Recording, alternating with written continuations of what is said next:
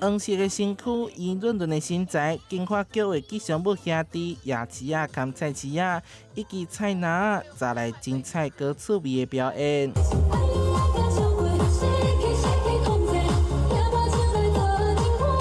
工厂的还有观光旅游局的鱼头滚，和文化局的巷仔鸟，特别组成吉祥物大联名到武城夜市，吸引不少民众前来拍卡翕相。我是看到那个市长的社群，就幸运抽到那个金证，这是你想要的啊？对啊。你现在是本来是冲着金证来的吗？不是，是想要来看吉祥物。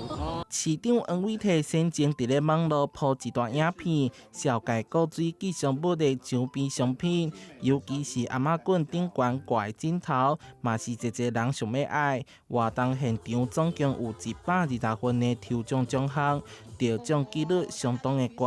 吉祥物见面会举办到今，已经来到第4场，大多数拢是安排伫咧礼拜五人潮上济时段，协助夜市啊行销。我们武圣夜市也是非常好吃哈，请鼓励大家。我们纯粹就行销的角度来说，还是希望人潮最多的时段来，然后也来刺激一下在地的经济消费，庶民经济。